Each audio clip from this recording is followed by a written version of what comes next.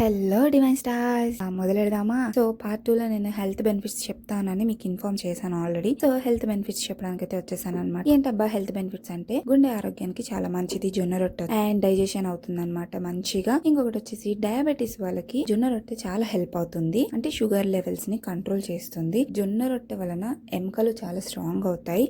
So ఇన్ని health benefits పెట్టుకొని జొన్న రొట్టె తినకుండా ఎలా ఉంటారు చెప్పండి. సో మీరు కూడా ఫాస్ట్ గా జొన్న రొట్టెని నేర్చేసుకోండి, లేదంటే నా అలా ట్రైనింగ్ కి వెళ్ళడానికి ట్రై చేయండి. అంత ఈజీ కాదండి ఈ జొన్న రొట్టె చేయడం. సో చాలా కష్టం అన్నమాట. మనం చూసినప్పుడు తొందరగా నేర్చేసుకోవచ్చు, వచ్చేస్తుందిలే 2 days లో అనుకుంటాం గానీ దాన్ని ఎంత ప్రాక్టీస్ చేసినా కూడా రాదనమాట. సో దానికి చాలా ప్రాక్టీస్ అవసరం. జొన్న పిండిలో కొంతమంది బియ్యం మిక్స్ చేస్తారు, లేదంటే మినపప్పు మిక్స్ చేస్తారు. ఎందుకు అని అంటే మనకి మిక్స్ అవ్వడానికి జొన్నలు అయితే విడిపోతుంది. సో అందుకని అవి మిక్స్ చేస్తే చక్కగా మనకి రొట్టెలా వస్తుంది. డయాబెటీస్ ఉన్నవారు జొన్న రొట్టెని అస్సలు అవాయిడ్ చేయకండి. ఇలాంటి మంచి అప్డేట్స్ కోసం జావి డివైన్ స్టార్స్ ని సబ్స్క్రైబ్ చేసుకోవడం మర్చిపోకండి. అంతవరకు బాయ్.